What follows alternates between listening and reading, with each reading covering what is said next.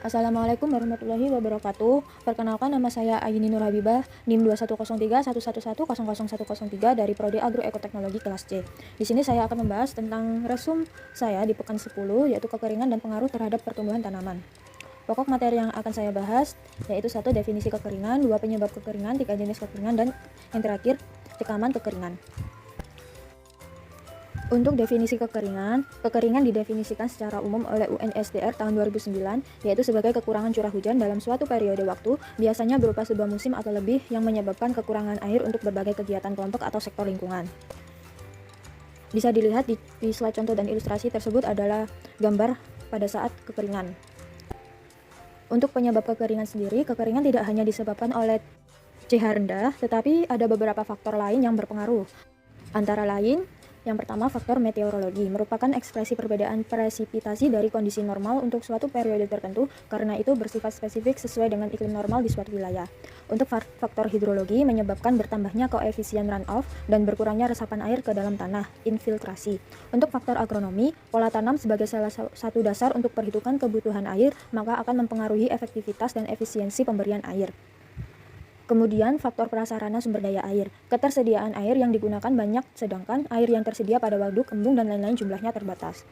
Faktor penegakan hukum, karena kurangnya kesadaran aparat penegak hukum dalam bersikap tegas, mengakibatkan konflik kekeringan, yaitu pencurian air dan kerusakan prasarana air.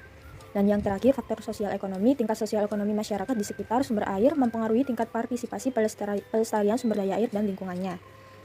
Jenis kekeringan, kekeringan alamiah, dan kekeringan antropogenik atau akibat perilaku manusia. Yang pertama ada kekeringan alamiah, yaitu 1. Kekeringan meteorologis yang berkaitan dengan tingkat curah hujan di bawah normal dalam satu musim di suatu kawasan. Yang kedua, kekeringan hidrologis, yaitu yang berkaitan dengan kekurangan pasokan air, permukaan, dan air tanah. Yang ketiga, kekeringan agronomis yang berhubungan dengan berkurangnya lengas tanah atau kandungan air dalam tanah sehingga mampu memenuhi kebutuhan tanaman dalam periode waktu tertentu. Kemudian kekeringan sosial ekonomi, yaitu berkaitan dengan kondisi di mana pasokan komoditi ekonomi kurang dari kebutuhan normal, akibatnya terjadi kekeringan meteorologi, hidrologi, dan agronomi pertanian.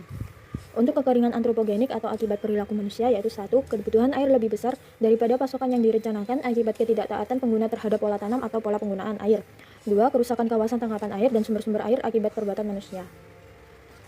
Bisa dilihat pada gambar tersebut adalah kekeringan meteorologi, pertanian, hidrologi, dan sosioekonomi. Untuk cekaman kekeringan, yaitu ada respon fisiologi, respon biokimia, dan respon molekuler.